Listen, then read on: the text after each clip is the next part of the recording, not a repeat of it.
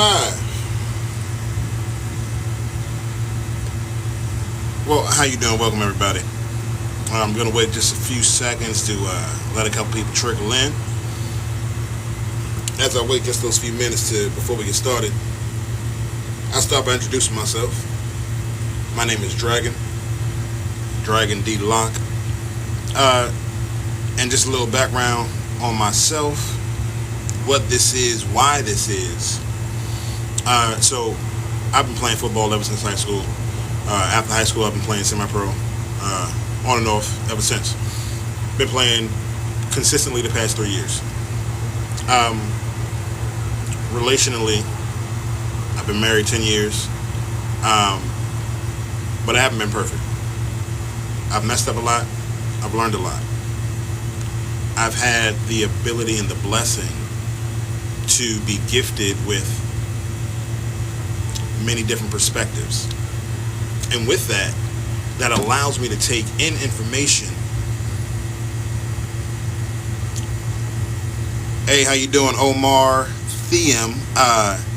Jzan27, what's up?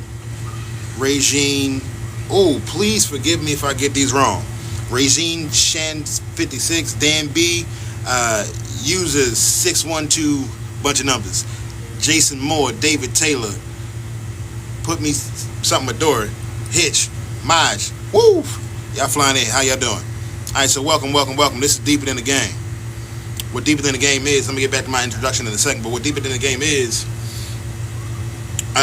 we're talking about men's mental health, relationship issues between men and women, the expectations and why certain things don't happen the way we expect them to, and speaking about these subjects in terms and with metaphors using football. Because for the men in here, we all are used to having that Monday morning quarterback conversation. What we wish our team would have did Sunday or Saturday. What we wish the quarterback was supposed to do. We have our own opinions even though we're not on the field. Because we have some sort of experience or some sort of relation to the game itself. It may be football for you, maybe basketball, baseball. But we all have these conversations as men, and we have a pure understanding in these conversations. When it comes to us talking to our women, though, there's a disconnect. And ladies, I don't want y'all to leave either, because the things and the way I'm going to talk about them is going to also help you understand your man and why he reacts the way to certain things the way he does. So today's topic is film study and self-evaluation. I'm going to get back to the topic in a second. I'm going to finish my introduction. Again, my name is Dragon-Damballah. I've been playing semi-pro football ever since high school. I'm a father of 8 children, married 10 years.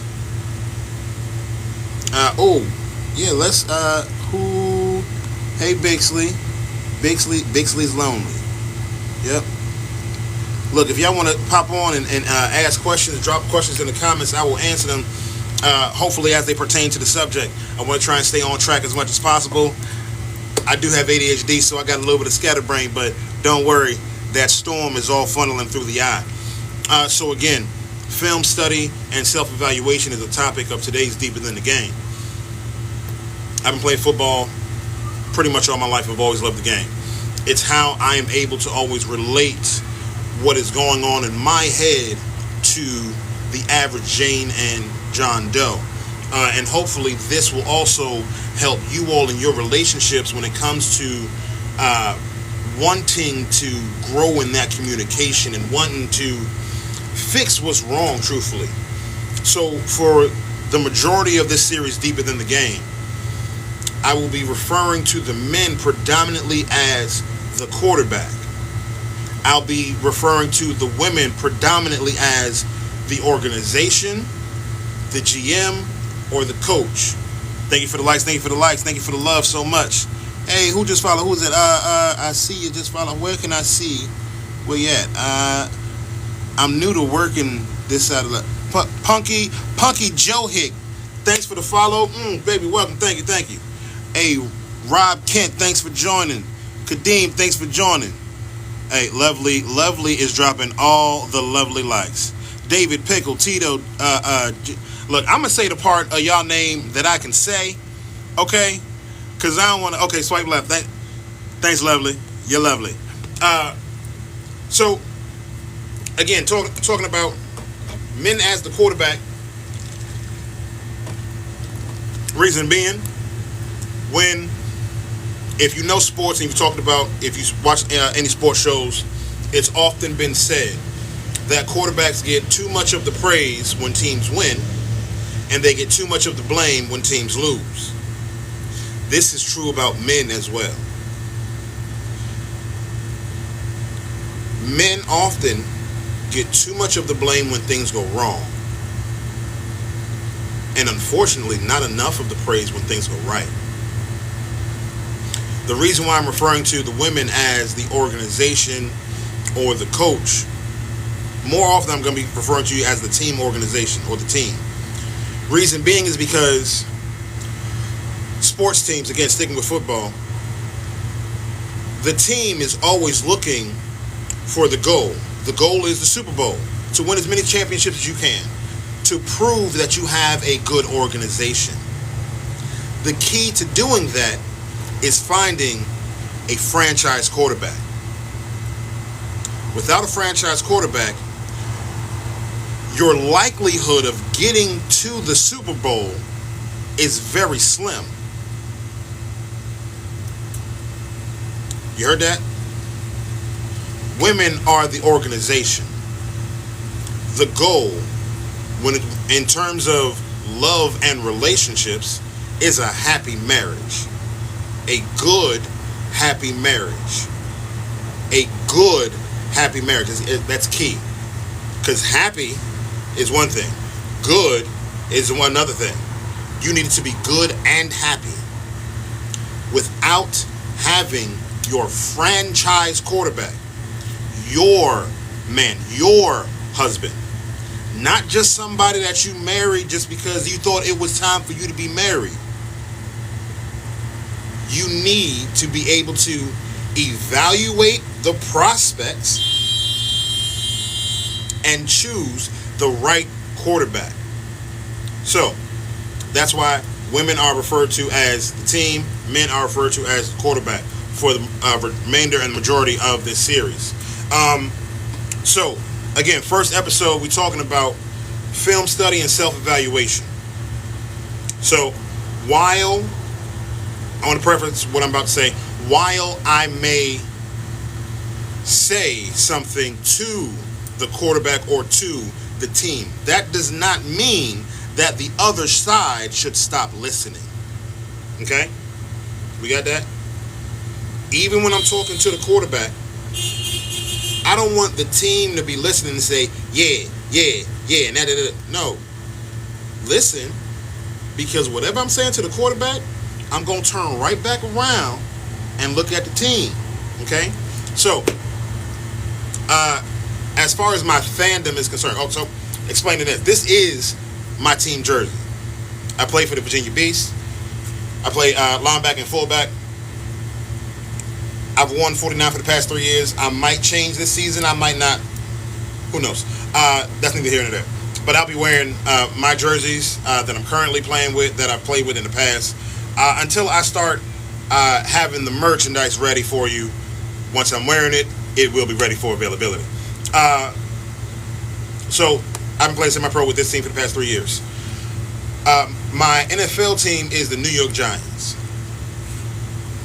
So trust me when I say I understand the pain of not having your franchise quarterback. Okay?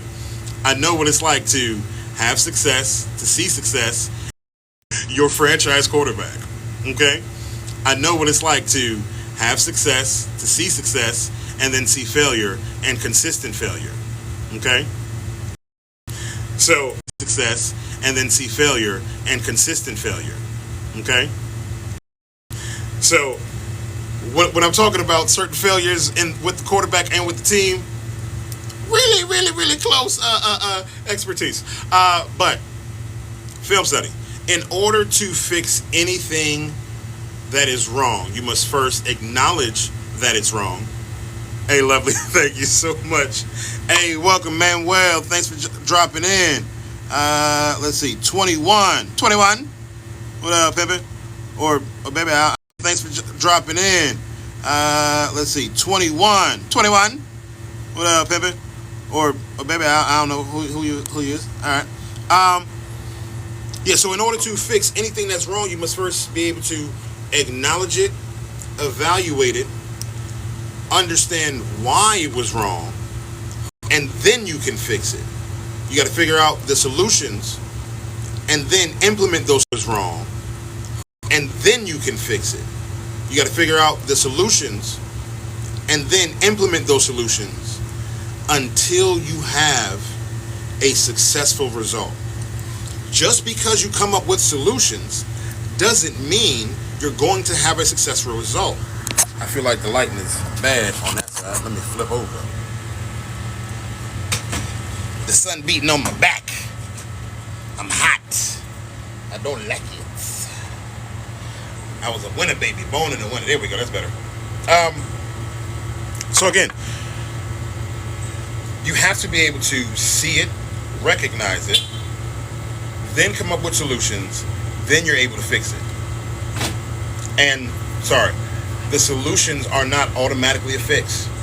All of the solutions, hey, Nico, Luke, Carrie, Geary, thank you for joining in. How y'all doing? Implementing the solutions takes time. So for the quarterback, you have to be able to accept the constructive criticism.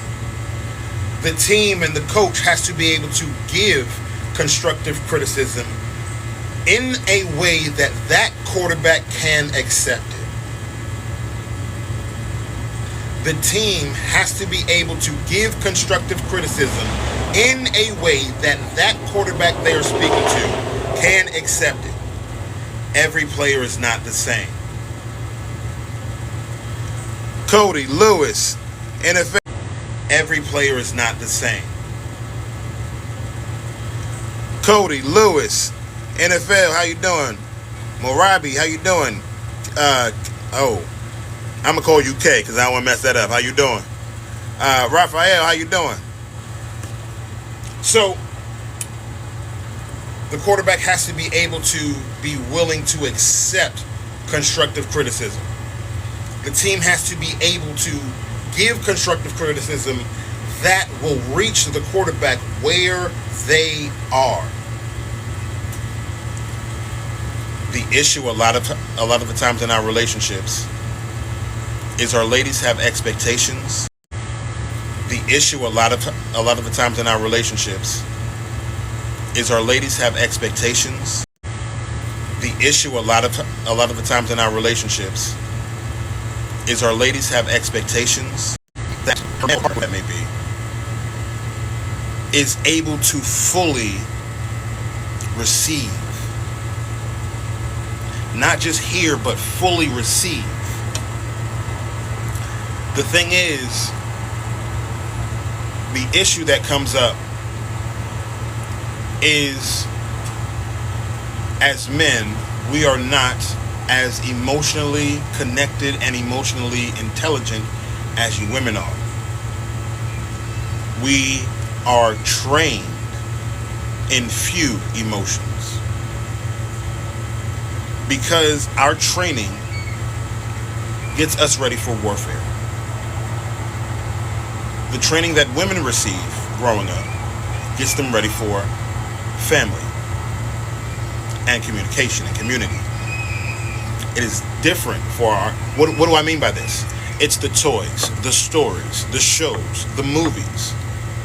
When you look at toys and movies and books for little boys, what do you see? Heroes and villains, war going on, victory, conquest. I don't care if it's Power Rangers, Paw Patrol. I don't care what it is. If it's geared toward boys, it's about conquest. And football is our modern day, one of our few modern day equivalents to warfare that we can physically express after years of training in this mindset. That is why your man is so happy when he can go watch the game by himself or with his buddies. That is why he gets so overzealous and so overly excited the one time you say you want to watch the game with him, and you can't figure out why he's screaming at the top of his lungs, why he's yelling at the TV. You're thinking to yourself, chill, it's just a game. To you, it's just a game. To him, it's an expression of his life. Remember, we are trained in everything we do. Oh boy, stop crying. Stiffen up that upper lip. Boys don't cry. You better not be soft.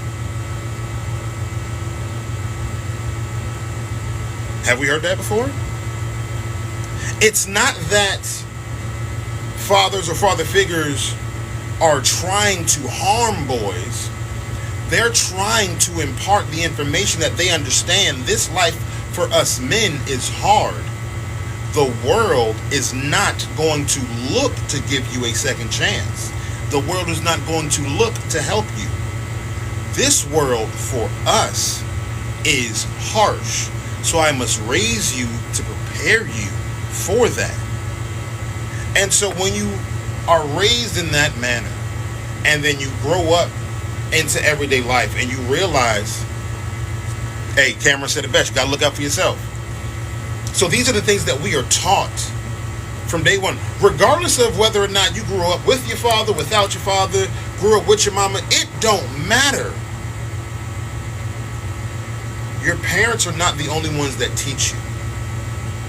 Life and your environment and your experiences is what teaches and trains you. And for boys, 9 times out of 10, it is warfare. That's why we love the things we love. On the flip side, with women, fellas pay attention, fellas pay attention, fellas pay attention. Women are trained toward relationship and communication. Hold on, real. Cameron said, my dad taught me that my whole life. Then I joined the Marine Corps and they really drilled it in toward relationship and communication. Hold on, real. Cameron said, my dad taught me that my whole life. Then I joined the Marine Corps and they really drilled it into me. Exactly. Perfect point, Cameron.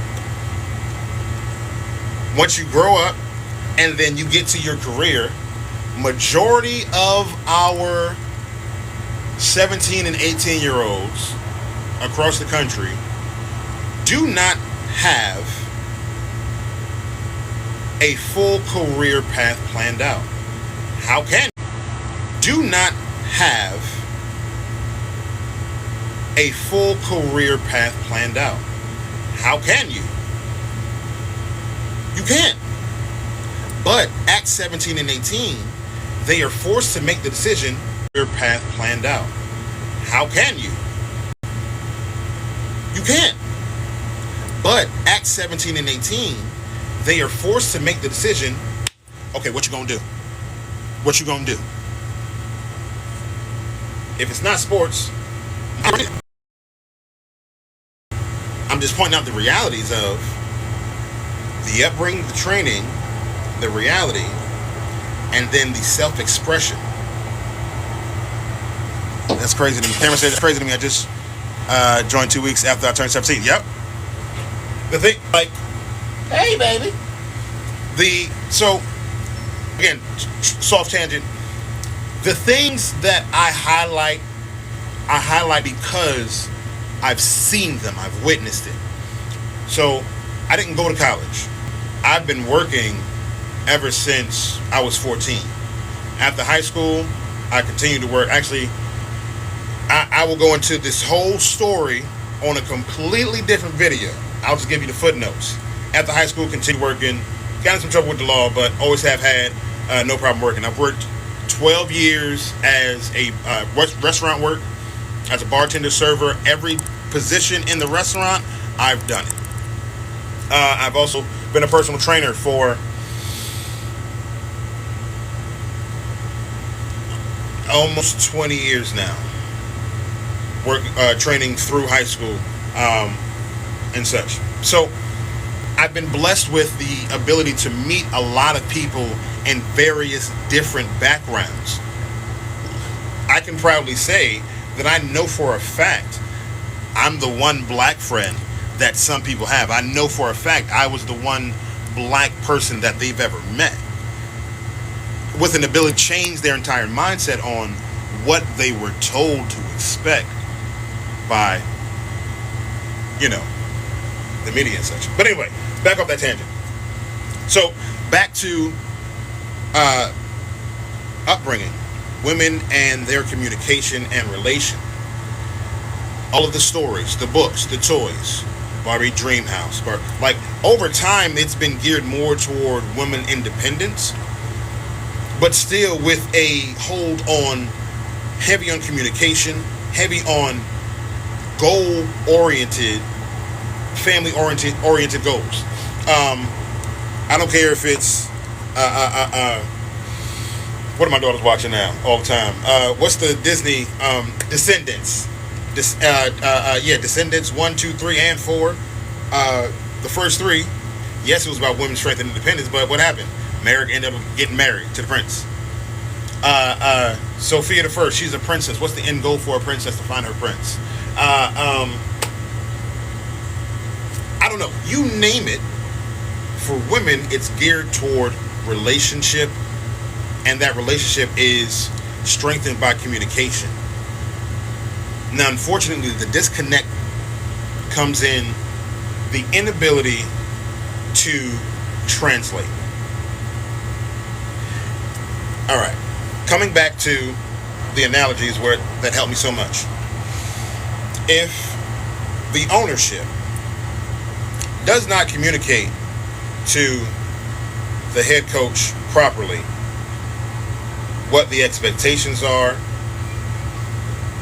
where they plan to take the team, how they plan to support the coach's goal in finding the quarterback, then there will be a disconnect, and that coach is going to get fired.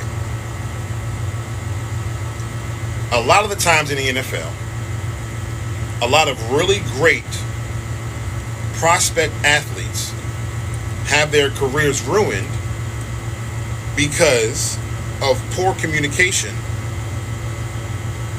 between those that wanted them and how they were led. If we take Bryce Young, for example. Bryce Young was drafted to the Carolina Panthers at the number 1 overall draft pick. Seen as a prospect that could come into the NFL and have success because of how much success he had in college. But the one caveat that he had against him was his height, as well as some may have unnoticed the secondary caveat, the amount of talent he had around him while he was in college. If we think about all of the most recent Alabama quarterbacks that are in the league right now, Bryce Young, Jalen Hurts, Tua Tagovailoa, Mac Jones. None of those 4 had a really awesome start into the league, and none of those 4 really have had sustained success in the league, although they did in college. So the individuals who are picking these quarterbacks pick these quarterbacks based upon the success that they had seen them have already. The teams, the organizations who are picking these quarterbacks were picking these quarterbacks based upon the success that they had seen these quarterbacks have in college previously. The reason why that same success did not happen is because once those quarterbacks got with those teams, they did not have the same things that they had in college. They did not have the same structure and support and everything that they did in college. It is a new arena, a new venue. So that talented quarterback, as talented as they may have been, now their talents are being compared with as many people that are as good as them. In college, they were one of the best.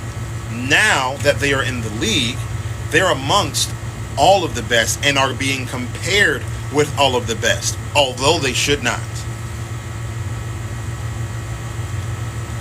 Hey, birds and butterflies, thank you so much. Thank you so much. James Darnold, hey, how you doing? I'm going to pause for a second to unveil that metaphor. Ladies, you are the team. Again, your goal is to find your franchise quarterback. You picked your man, your franchise quarterback, or your partner, man or woman, or whoever. Don't matter. Whoever you picked based upon what you saw them having success with. And then envisioned that same success with you. That is not the problem. That's good. The problem is in understanding that once you take them into your new arena and you are now comparing them with other husbands, that's the problem. You draft a rookie quarterback and you're expecting him to be Tom Brady and Peyton Manning. You pick this man as your boyfriend and you expect him to get all of the husband stuff that you have ever wanted correctly the first time. That's not going to happen because you have to allow that quarterback time to develop.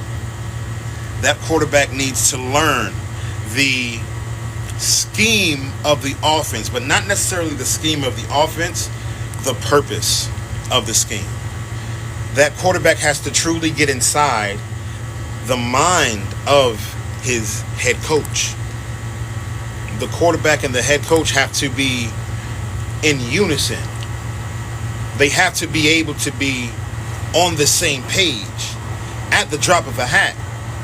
Because while they may have planned the game plan out earlier in the week, when live bullets are flying, plans change. What did Mike Tyson say? Everybody got a plan until they get punched in the face. Many times in our relationships, we may plan to have a real good day. I know, perfect example, myself, there's been a few times within these past 2 weeks where my energy has been wrong for my wife. Meaning, not that I was trying to be intrusive or trying to interrupt anything she was doing. I was trying to be helpful. But the way in which I went about it was not helpful. And frankly, because I failed in matching the proper communication. So because I didn't get that communication right, my actions on the field didn't reflect what the coach wanted. My actions on the field didn't reflect what the coach wanted. Quita's Corner, how you doing? Thanks for joining. Tommy, how you doing? Thanks for joining. I need some water. I've been talking a lot.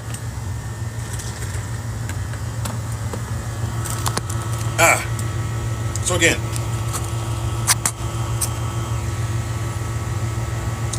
these are the first steps in self-evaluation. I haven't even talking about sitting down in the meeting room and watching the film study. I told you that film study was the first part of the title. I haven't even gotten to that point yet. Because before you can even get there, before you can get to the point where the quarterback and the coach, remember, I'm always referring to the woman as either the team or the coach. I'm always referring to the man as the quarterback. 9 times out of 10, that's going to be your designation. Before the quarterback and the coach can sit together in the film room and break down what happened at practice, you got to draft the right guy first. You have to be able to properly evaluate the prospects, not just based Sorry. Lovely said, what steps can I take to have more effective communication with a non-communicative partner? Wonderful, wonderful question. Wonderful question. Okay, so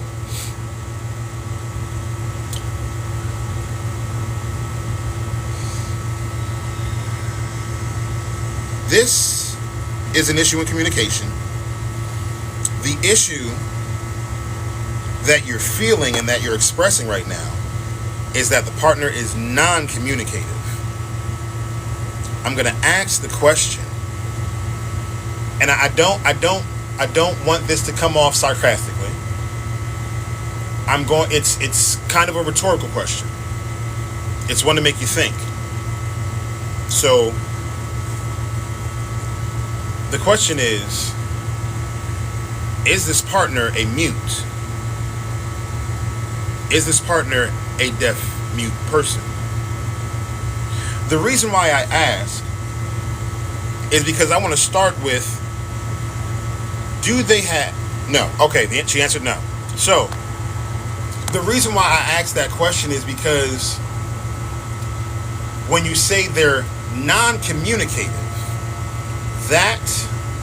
I want to preface this all by saying I am not a licensed therapist. This is just my opinion. And I'm just giving my opinion from a male perspective, someone who's been married 10 years. When I see the partner is not communicative, I see that and interpret it as you can't get them to communicate with you in the way that's beneficial to your relationship. You can't seem to get him or her, whoever it is, to understand your wants and needs and feel like you're getting an active response, feel like you're getting results. See, when I see no communication, I'm hearing you have voiced concerns and have yet to see results. So, with that, how you doing, CK? With that, I'm going to start by saying, what are your partner's likes? What is it that they like to do? Because large part of the reason why I'm doing this, Deeper Than the Game, is because of my failures, my own failures in communication. And I realized that when I was speaking to both my personal training clients or classes that I was speaking to or young men that I'm around, I often fell into the habit of speaking of things in football terminology or in sport terminology. Always. Okay. So, you want to not feel like you're nagging. You want results, but you want to not feel like you're nagging.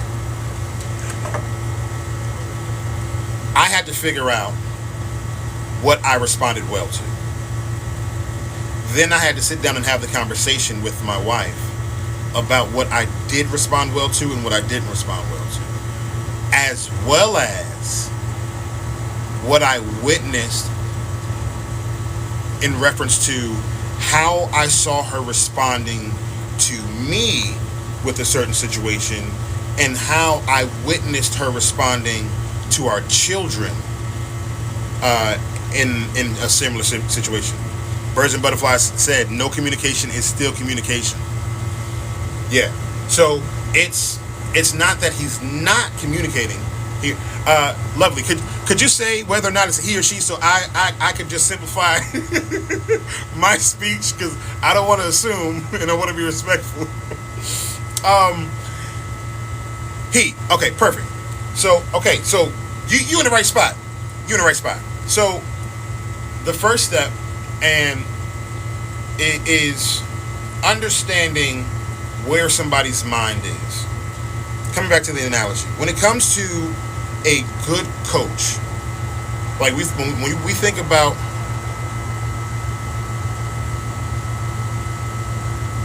Oh, okay. Okay. All right. Okay. Okay. Cool. All right. All right. So,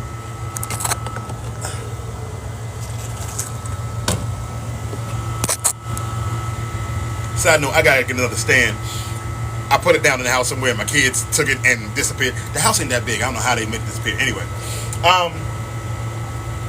so really learning what somebody likes means not just knowing that they like a thing. It means taking the time to really sit down with them and understand why it is that they have this connection, and that takes time. Again, when a team, as a team, when you're evaluating a quarterback, you're not just evaluating what they did in college. If you do that, you are going to fail in your goal of getting to your Super Bowl. Okay? Again, the Super Bowl is a good and happy marriage. That comes through communication, but also comes through the time of allowing that quarterback to develop. A good coach has a good offensive scheme, but a great coach has an offensive scheme that they can adjust to the skill set and talent level of the quarterback that they have.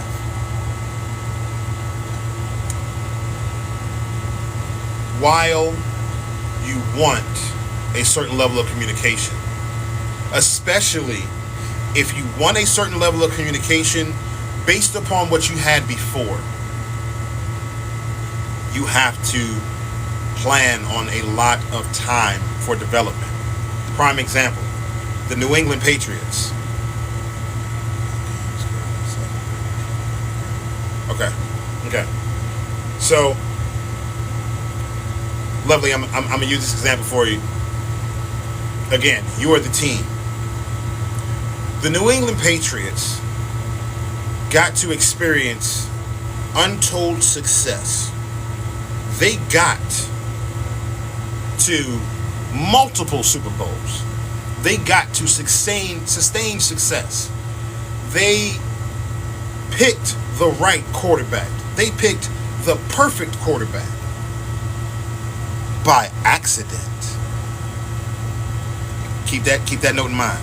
They picked the perfect quarterback by accident. When the Patriots drafted Tom Brady, he was a 7th round draft pick that had 6 quarterbacks go before him. He was the 3rd string quarterback when he got to the Patriots. Okay? Stay with me. This is going to track up perfectly. He ended up getting the starting job his 2nd year after the starting quarterback, Drew Bledsoe, went down with an injury. He was already in a mindset that he wanted to be the starting quarterback. He was already in a mindset that he wanted to be the starting quarterback. Tom Brady was already in a mindset that he wanted to be the starting quarterback.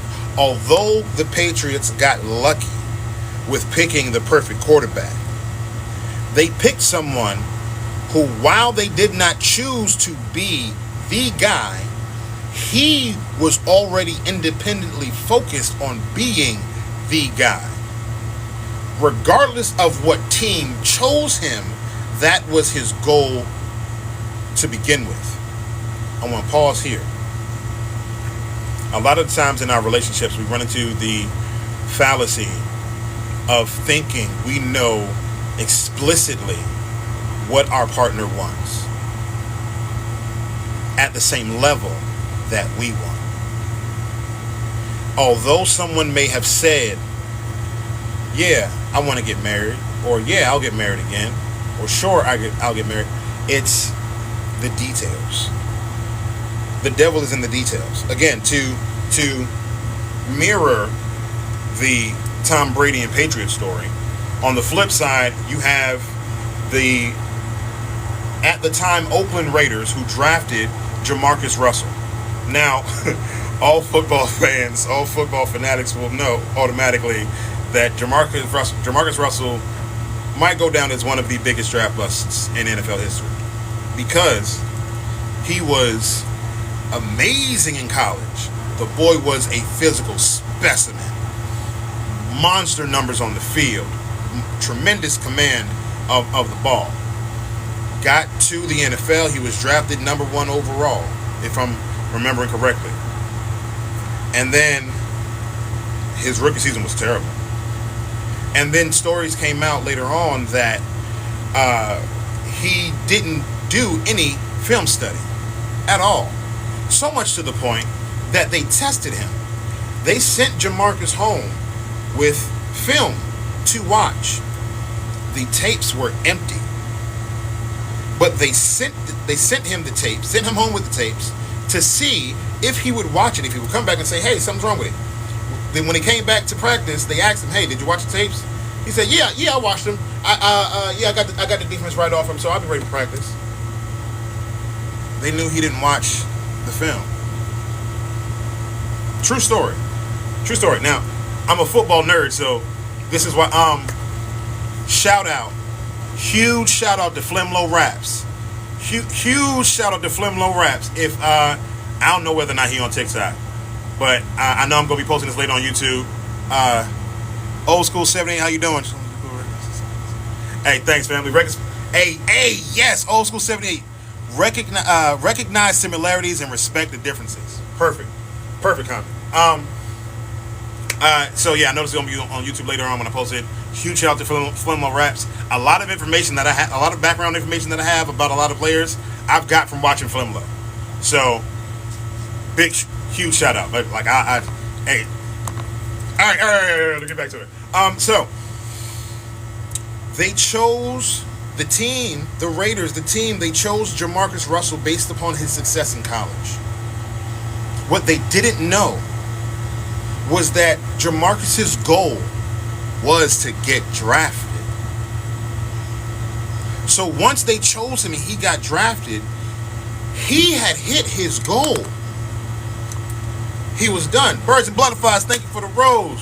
Thank you so much. He had hit his goal. What a lot of you won't know about the NFL, not every player is solely focused on getting to the Super Bowl. Every player on your favorite team does not care about making it to the Super Bowl. Some of them are happy that they're on the team. They're just happy to see a game check every week. Ladies, you listening? Ladies, are you tracking me? Some of the players on your team don't care about the Super Bowl. Some just want a game check. Some are concerned about, hey, let's get to the playoffs. That playoff check is nice. Then you have few that want a Super Bowl. They want one. They're like, I just need one, yo. I need that hardware, cuz. I need that shine on my ring, you know, when I step out, I shine on them, you know what I'm saying? That's all they want. Few, very few, want a gold jacket. Very few want a gold jacket. You know what a gold jacket is? Gold jacket in NFL's Hall of Fame. You know what a gold jacket is in relationships? Gold jacket in relationships is a shared tombstone. Birds and Butterflies said it. Because getting drafted makes them look like a good prospect. So remember, the gold jacket is a shared lover's tombstone. That's a happy marriage that went the distance the whole way. Marriage so good, other people got to hear about it. Not just your grandkids and something. Nah, the neighborhood, like, oh, nah, I heard about them. Yeah, Mr. and Mrs. Jeffries. Yeah, they took care of the whole city of Cleveland. My cousin went over. That's gold jacket. Gold jacket is the guidance counselor and football coach that was in a relationship together when you was in high school, and you found some friends of yours that was in the same school, but they was 3 years after you, and that same couple was still together, and y'all got stories about them, about how both of them relationships, about that couple, how they helped you, about how they made a substantial difference in your life. Generational relationship goals. Oh! Yeah, GRG is HOF. GRG is HOF. Generational relationship goals is Hall of Fame. So again, very few want the Hall of Fame. And side note, that's why that whole mentality of why that entire team, not everybody that's on that team is solely focused on the same things. Side note, that's why certain coaches won't coach the NFL. In my football talk that I'm going to get into later, a completely separate series, I'm going to touch on Prime in Colorado, Sco Buffs. But Prime has said numerous times that he would never coach in the NFL because of what I just explained. Because and Prime has said this numerous times. When it comes to college, even still now with the NIL, with the way he picks his players, you heard me? The way he picks his players, there's still a singular orientated goal. And if somebody is not on that goal, on that same train, they're not on the team. If somebody is not on that same oriented goal, they are not on the team. You see, Prime can do that in college. In the NFL, it's harder. Because in the NFL, in the big leagues, once you are signing contracts, once you have contracts that last a couple years, once you're locked into a city, into a home, with a family, it's a lot harder to tell somebody that's earning a check that you want them to leave just because you don't like the way they acted. It was okay when they got drafted. I'm going to say that again. It's hard in the NFL, in the big leagues, to tell somebody that you want them off the team just because you don't like their attitude. It's hard to say that to somebody that's earning a check. It's hard to say that to somebody that has a family. Did you catch that? I hope so. So, back to it. You have to be selective about who you put on your team. You have to be concise with what you want for your team. You have to be flexible. Ooh, yes. Birds and Butterfly said, because then it's teamwork, not team prep. When you are not selective, when you're not both selective and adaptable, you have to do more prep during the time when you should be playing. When you are not selective and when you are not adaptable in the right circumstances, you will then have to do more prep during your playing time. What does that mean? I'm glad you asked the question. Currently, the NFL only has 3 preseason games. Previously, it used to be 4. Why is that important? Because the 4 preseason games and the amount of practicing that happened during the offseason allowed players to get their bodies back into playing shape so that when it came time for the season, they were ready to hit the ground running. It is important to have the proper practice time, the proper planning time, so that when it is playing time, you have a lot less questions. Now there are only 3 preseason games. They are extremely limited in the amount of practicing that they are allowed to do, amount of the practices, and limited in the amount of hitting during practices that they are allowed to do. All of this with the concern of player health and safety. So the downside is, because there was less preparation, when it's game time, there's a lot more problems and questions. Because there was less preparation when there was game time, there's a lot more problems and questions. You're so concerned with being in a relationship that when you're in a relationship, because you rushed it, you have a lot more problems and questions. Birds and Butterfly said, this is why we should be courting for marriage, not just dating. Drafting season coming up. All facts. Look, again, I'm a married man. Before I was a married man, I did not have girlfriends. I was not exclusive to one particular female. And I did not hide it. I did not lie about it. I was open with who I was involving myself with, and they were the same, and there was an understanding. There was an understanding at that time of what was going on.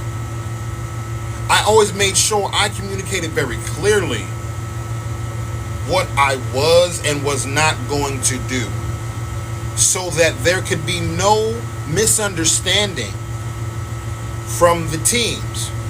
Let's move this into a sports metaphor. Still football. Flag football leagues. A lot of time with flag football, sometimes you only need like 6 or 7 players. Oftentimes, there may come a team where they don't have a quarterback. They got everybody else. Their quarterback might not have showed up today. He might be sick or whatever. So, oftentimes, one quarterback will play for both teams. That quarterback only plays quarterback. But because it's understood up front, that quarterback is playing for both teams, and while he is with each team, he is trying to win the game. Even though he showed up with his squad, even though he showed up with his posse, because of our understanding of the love of the game and respect of the game,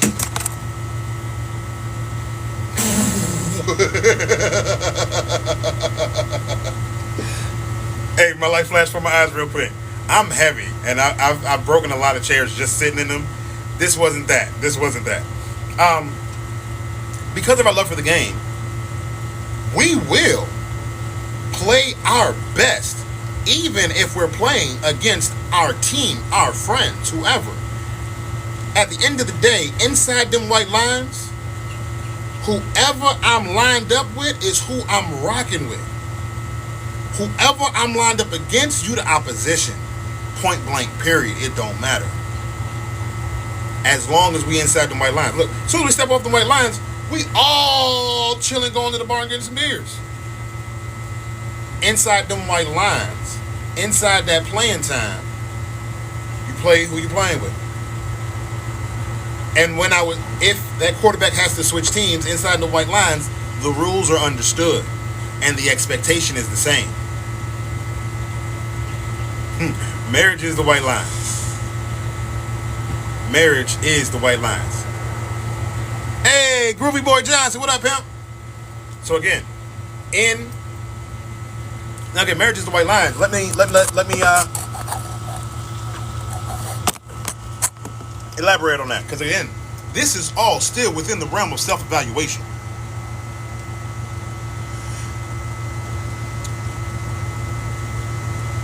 A lot of the times when it comes to speaking about marriage, we often get advice from those that are often would be considered religious or of a certain religion, whatever religion you choose.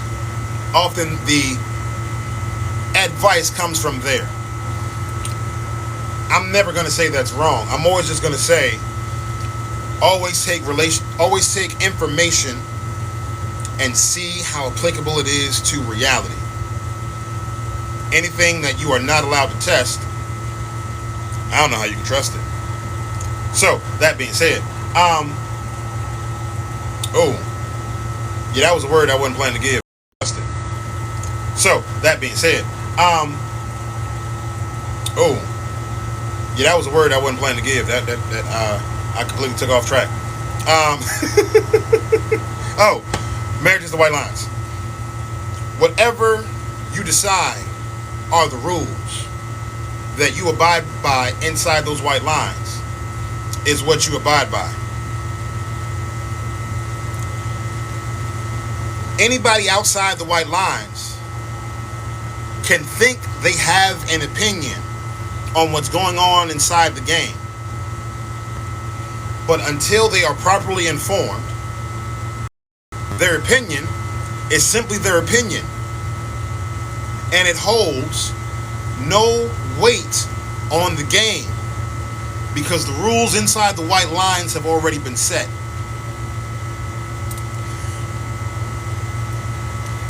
Any opinion outside your white lines, that's right, birds and butterflies, it doesn't matter. Any opinion outside your white lines, it doesn't matter.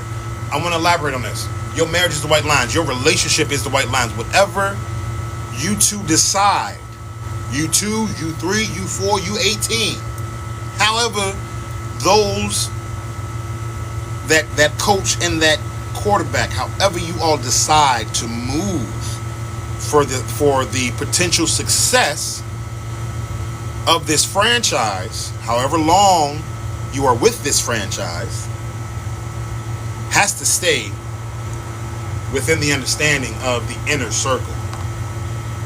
When you let outside distractions affect the inner circle, the entire system will fall. The franchise will fail. How do we know this? Before I go forward, I want to say I'm not trying to slight this team at all. I don't want nobody from this area to be mad at me, especially since I feel like I'm going to be moving to this area soon, okay? The Cleveland Browns. I'm sorry. Birds and butterflies, there you go. The franchise equals family. Ooh. Okay, yep, that's a note, because I got to come back to that later. But, family. Ooh. Okay, yep, that's a note, because I got to come back to that later. But, it's hot, and the heat breaking me up a little bit. But,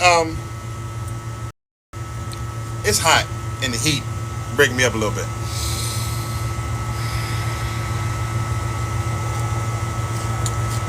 The heat breaking me up a little bit.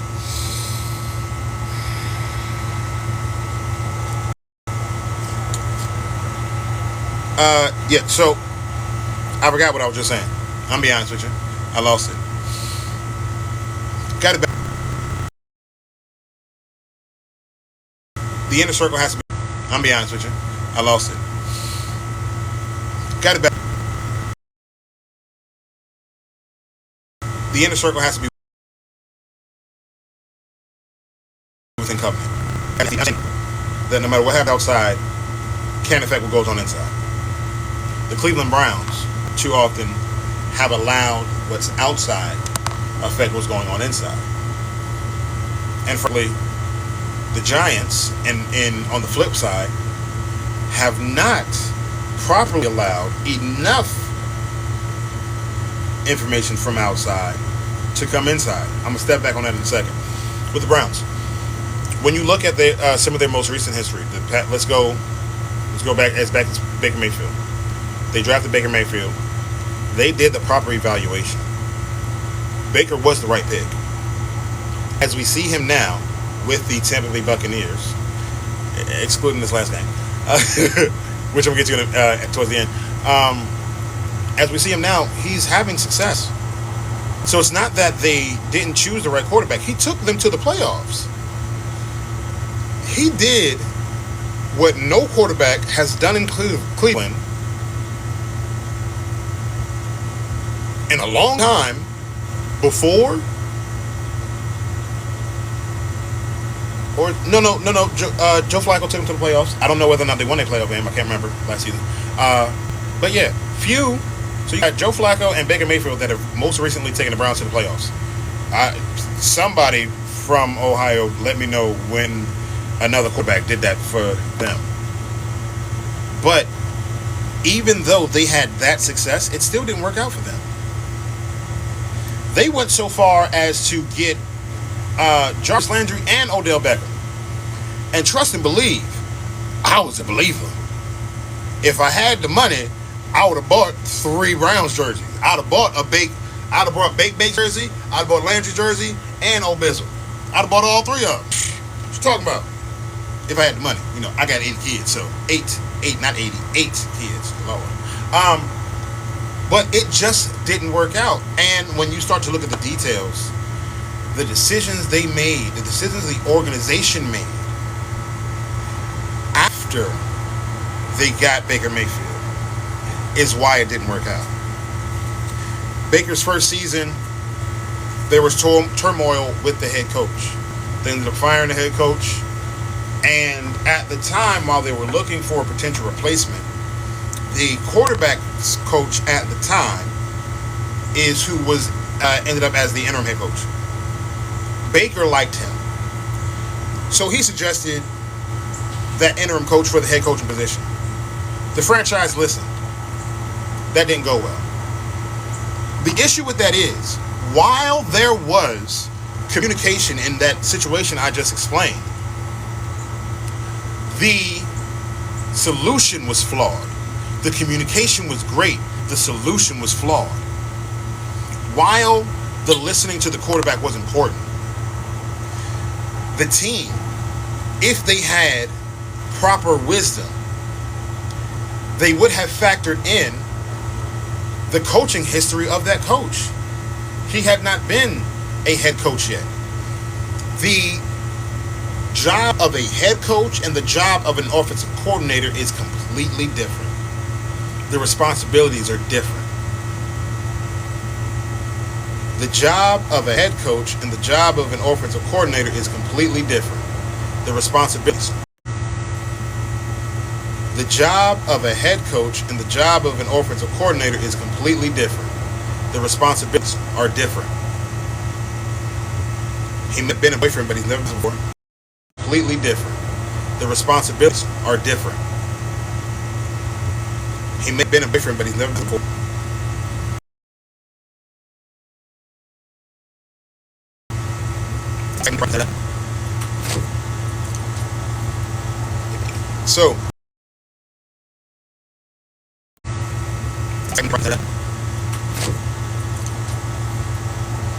So, excuse me. Ooh, my Wi-Fi is bumping around. Don't worry, we're about to finish this up in a little bit. But after they realized,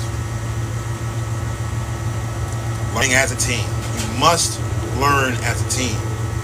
You must communicate together and then look at all the options and then seek out trusted outside information. Trusted outside wisdom. There we go. Trusted outside wisdom. Not just outside information, but wisdom. Because the wrong trusted information will cause you to fire the wrong coach at the wrong time. The wrong trusted information from somebody who also does not have success will cause you to fire the wrong quarterback prior to them hitting their prime. What do I mean?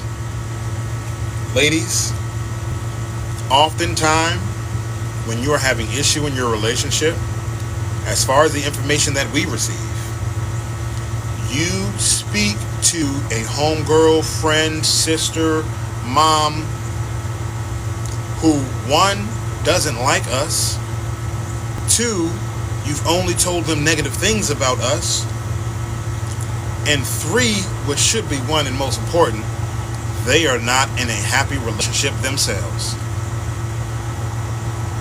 So the advice that you are getting, although this is a trusted source, it's information and it's bad advice because they are not speaking from a place of experience.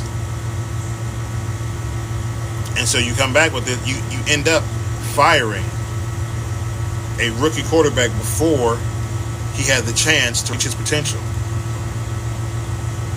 Okay, that man might have clipped his toenails in the bathroom and forgot to clean it up. You constantly do it. Okay. That's nasty. He got to get right. But you always yelling at him. Every time you're upset, you're yelling at him.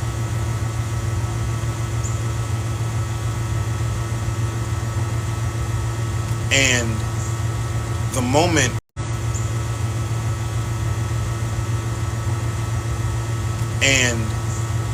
moment he responds in kind, it does not go well for him. That's because the energy that you are allowing around you is negative. You have to have trusted wisdom. If you ask him relationship advice to somebody that's not in a good relationship, that advice is not going to be good. If I go to get training from a sport coach, but every review that I see on their page or their website is negative, I can only expect negative results. You get out what you put in. Always. This is a universal truth. And again, this goes back to when drafting a quarterback, you can't just look at the success that they had in college. You have to look at their failures. How did they respond? What hardships did they come through? So that when they have failures with you, which they will, because they are playing in a new arena, they're being compared against higher competition, they're going to fail. They are doing something that they've never done before. They have to learn. If you didn't see their failures before, when they start to pop up, it will upset you because your expectation are the highlights that you were so enamored by.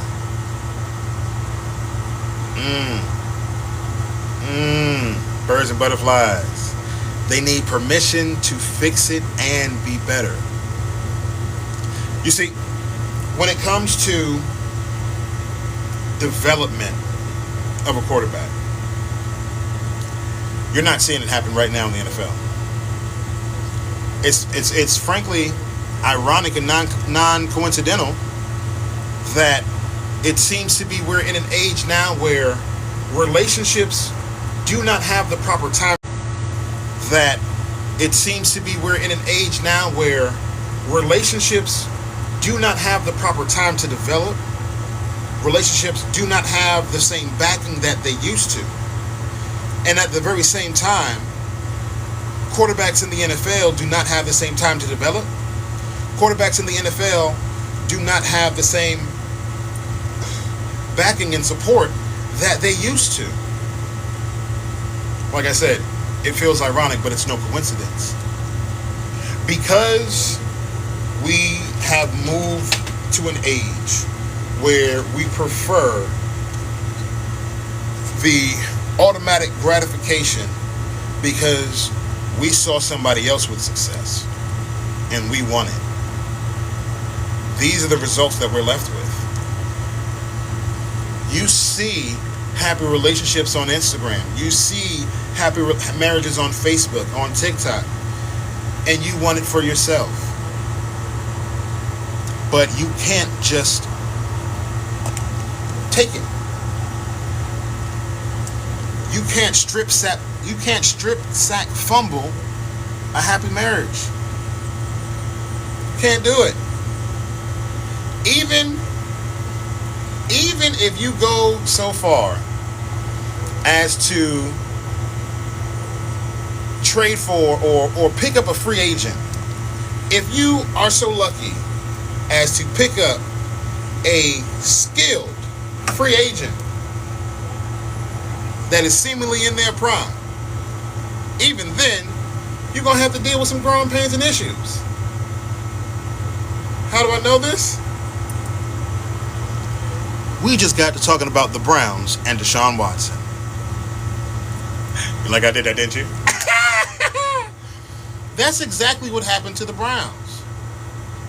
After the Baker Mayfield experiment didn't work out, Deshaun Watson wound up available. No need for us to go into all of that backstory in detail. We know what happened. Let's move on. No disrespect to anybody, but that's why we're not going to dwell on that, and we're going to move on. Stick it to football. He was seemingly in his prime at the time. They gave him a monstrous contract with the expectation that all of the success they had previously seen him have on the field in the NFL. So for them, it's not like they evaluated just a college quarterback. At this point in time, Deshaun had great college film, great NFL film. Like, amazing film. It was sickening what he was doing to grown men on the football field. And so that was the expectation. But unfortunately, the time span away from the field did in fact affect his play on the field. The time frame he spent away from the football field did in fact affect his play on the football field. Why is that important? Because ladies, even if you catch a man, or fellas, if you catch a woman on the end of a bad relationship, and y'all done talk for a little bit, you know, y'all done text a little bit here and there, spend an extra hour on the phone, whatever, and you like, hey, I'm gonna scoop this up. You gonna be, it's Mr. Steal Your Girl, phone, whatever, and you like, hey, I'm gonna scoop this up. You gonna be, it's Mr. Steal Your Girl.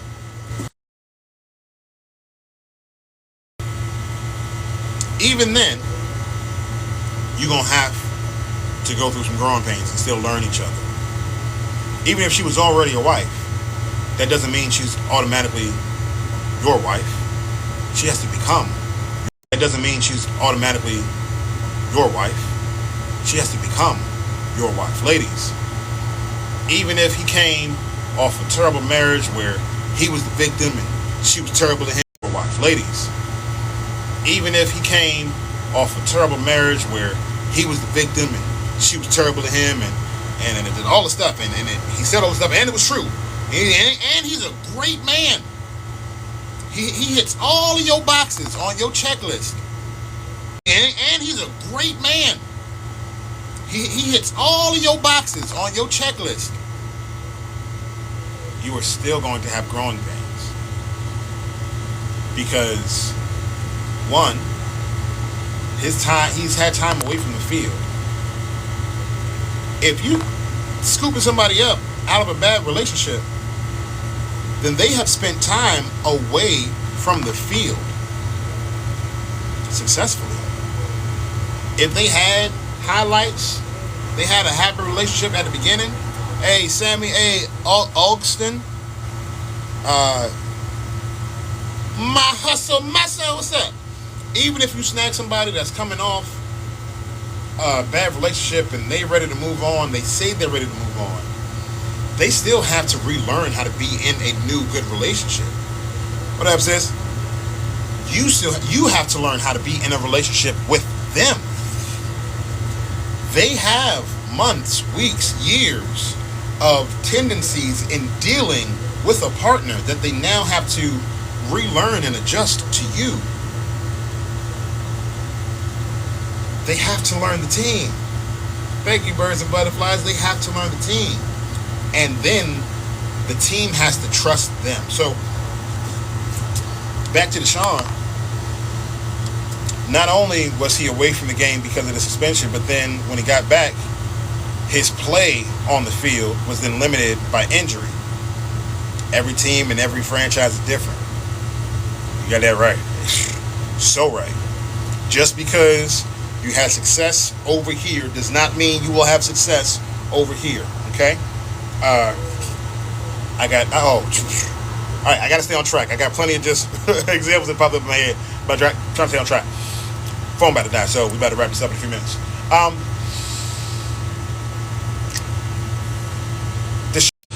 Phone about to die, so we about to wrap this up in a few minutes. Deshaun was hindered both by time off the field, time away from playing. Then when he got onto the field, he got injured. And it's been an on and off injury battle. So, because of that, people are still looking at the team and how much money they gave Deshaun. There's a limit. There's a time. People are still looking at the team and how much money they gave Deshaun. There's a limit. There's a time limit. A time clock. Time clock on the expectation because of what was given. Yep, and just because you didn't have success with the last team doesn't mean you won't have success with the new team. Very much true. Birds and butterflies. Lovely said, awesome nuggets. I'm learning so much. Look, I'm happy to be of service. So happy to be of service. So while Deshaun is in the process of learning the team, he's also suffering injuries in trying to play. And because of that, with football, it's necessary. With football, it's necessary. With football, it's necessary to have a backup quarterback. In relationships, it is not. In relationships, it is not necessary. In relationships, it is not necessary for you to have a backup quarterback.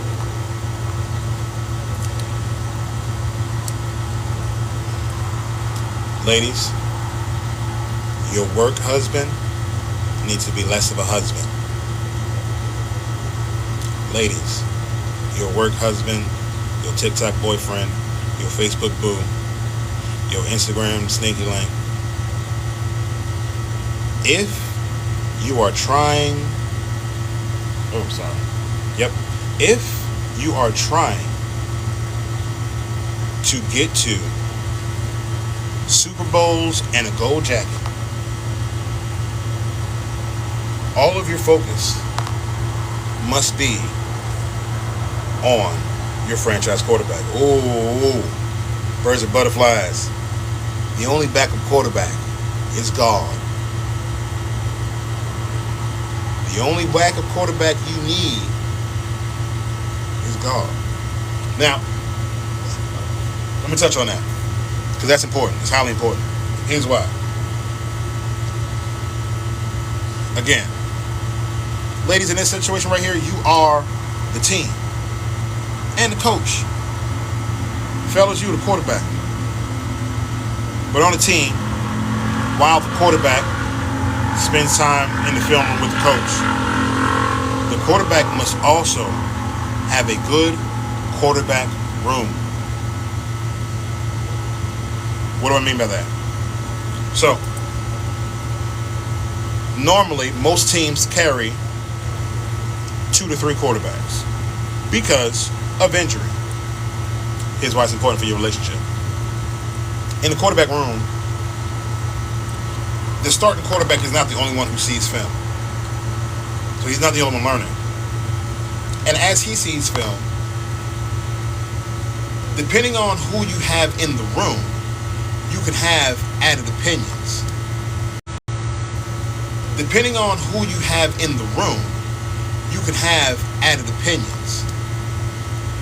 If we wanted a perfect quarterback room, it would be young quarterback that's starting. You can have added opinions. If we wanted a perfect quarterback room, it would be young quarterback that's starting, good, but I'm going to use CJ Stroud for right now. But I'm going to use C.J. Stroud for right now. He had a great rookie season. Historic rookie season. He's having a fairly okay sophomore year. So a perfect quarterback room would be a C.J. Stroud, somebody in their first contract, young. A veteran quarterback, somebody that you don't expect to start. There's no threat to him taking the quarterback's job, but he's there to help the quarterback see some things because of his experience. And then there to help the quarterback see some things because of his experience. And then an adjacent quarterback, somebody who is, and then an adjacent quarterback, somebody who is similar to your starter, not a threat, but somebody who can learn alongside your starter, but also give someone that your starter can teach. But somebody who can learn alongside your starter, but also give someone that your starter can teach as he learns. Because we tend to learn a lot more as we teach than if we're just learning from somebody else. This is the truth I found out while training and coaching. Learning how to tell somebody else something changes the way you use. This is the truth I found out while training and coaching. Learning how to tell somebody else something changes the way you view. Quarterback room. Well, your man has to be allowed to have his buddies. He has to be allowed to have his time to be in that quarterback room with the older veteran, with the athlete that's similar to him in stature, he needs to be able to have a group chat with other quarterbacks on other teams so that he can be able to bounce opinions off of individuals in his same boat. But if the team is always poking their head in to the quarterback meeting rooms, if the team is always interrupting the players during the press conference when they're answering questions, if the team is always stressing out players when it's time for them to get paid, then players won't be able to trust the team and ownership. Does that sound like anybody? Does the scenario what I just explained sound like anybody? It should. It's the Cowboys. Ladies, you do not want to be Jerry Jones and the Dallas Cowboys. What do I mean by that? Well, the Cowboys they've got Hall of Famers. The Cowboys have plenty of Hall of Famers in Canton right now. The Cowboys got 5 rings. They doing good. The Cowboys are always in the news. The Cowboys haven't won in a very long time. The reason being is because their ownership has their hands in too many pots. Meaning, as a coach, when you as an owner, when you are setting up your team, ladies, right now you're the owner. As an owner, when you're setting up your team, if you pick a coach to lead your team, you have to allow that coach to lead your team. Right now, fellas, you are the coach right now. Ladies, you are the team. Sorry. Fellas, you're the coach. Ladies, you're the ownership. The team is your family right now. If ownership picks a coach to do a job but is always getting in the way, the team will not have success. I'm a football fan first before anything, so I study football. I pay attention. The Cowboys have had their greatest success under Jimmy Johnson, Bill Parcells, Tom Landry. If I'm remembering correctly, any Cowboys fans in the chat, let me know.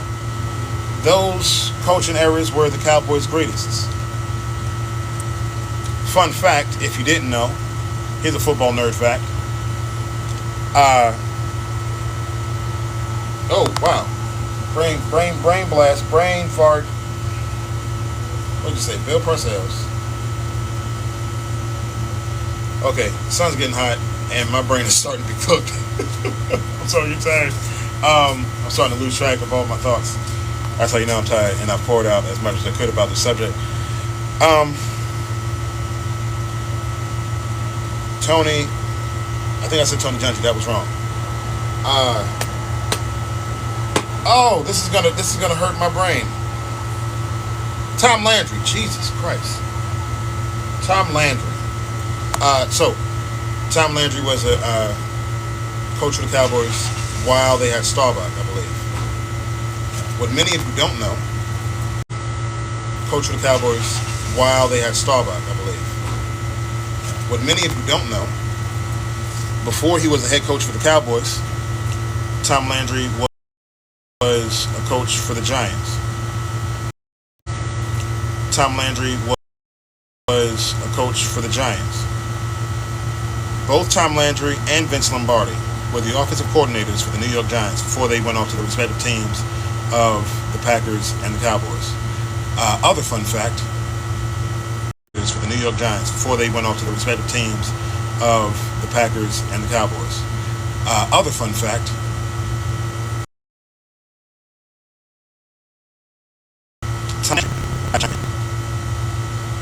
Tom Landry, literally, you can look it up.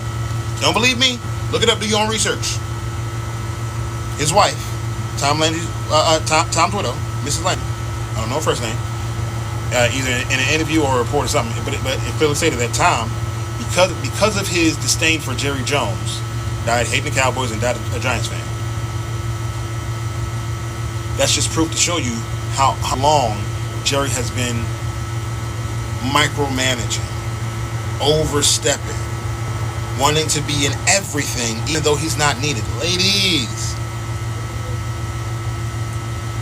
every text message ain't some. Every time he leaving the house, he not trying to sneak off. He don't know how to talk to you. Because a lot of the times it's you telling him what you want and you telling him what he not doing right.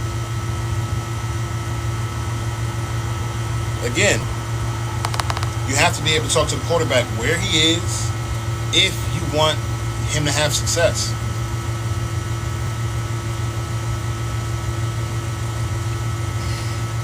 We're about to wrap up in a minute because I need to drink water and put my phone on the charger. But film study and evaluation requires acknowledgement, time, and patience in order to self-evaluate yourself on whether or not you've been successful. You gotta be honest. In every single relationship that you have had, there has been one common denominator: you.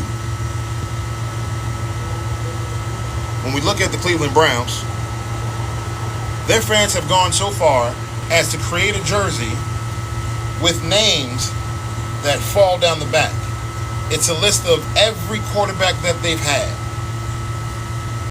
with names that fall down the back. It's a list of every quarterback that they've had.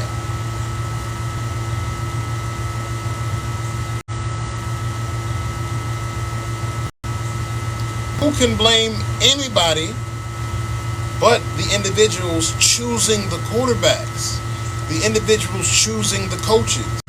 Who can blame anybody but the individuals choosing the quarterbacks, the individuals choosing the coaches? All men are dogs. All these men out here are bad. All my past relationship was bad. The common denominator, the thing that was the same in each of those relationships, whether it was bad or good, whether that relationship ended bad or good, the one thing that never changed was you. Fellas, it's the same for you. Don't say every last one of your baby mothers is crazy. You picked them. What's up, honey? How you doing? What up, Clifton Groovy? Oh, Clifton's still in here. Nina XOXO, how you doing? How do I swipe left, right? Come on, do it. There we go. Oh, yeah, that consolidate all the comments and stuff right there. That's nice. Oh, thanks for the follow, honey. Much love, much love. Thank you so much. But again, when it comes to choosing and being honest about evaluating ourselves, you have to be honest about whether or not you made the right choice.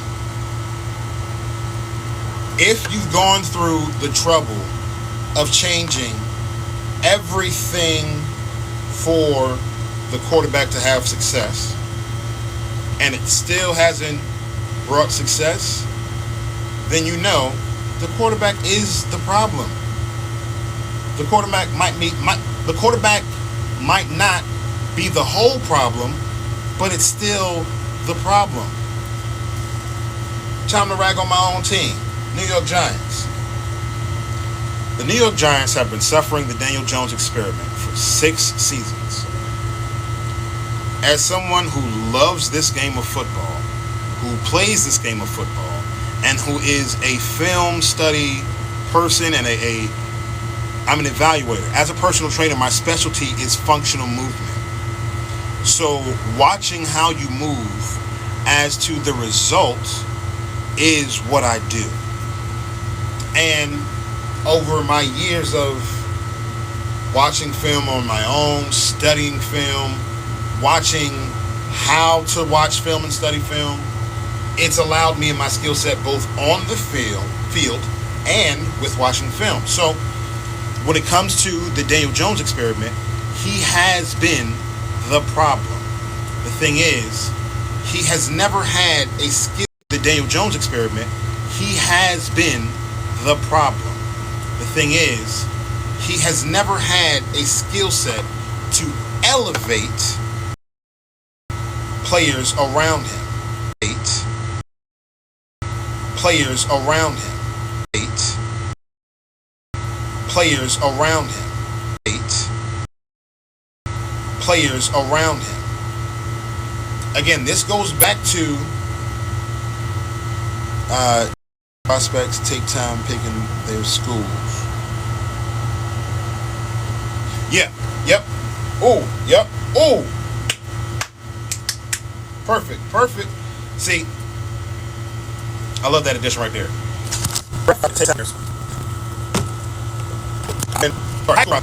To take time. I love that addition right there.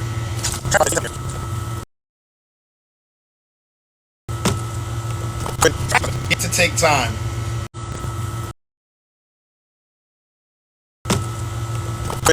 To take time.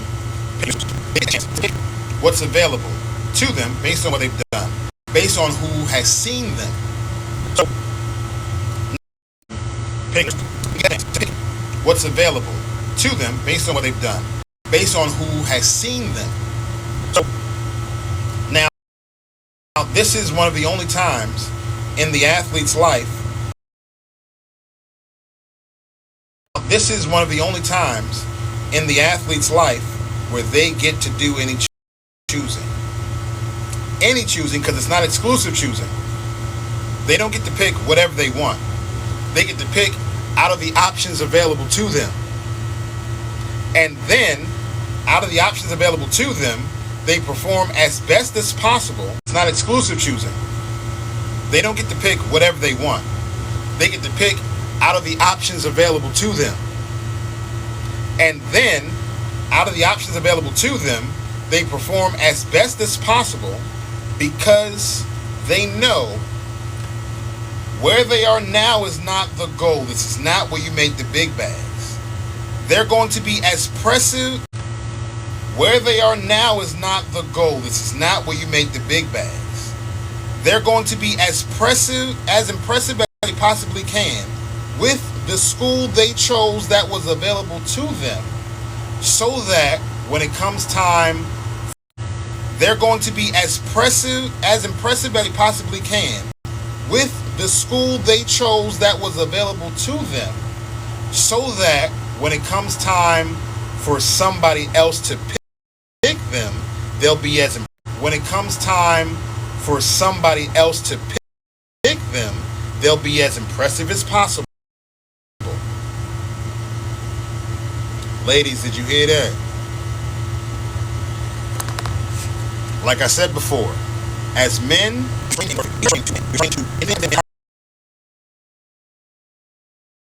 our power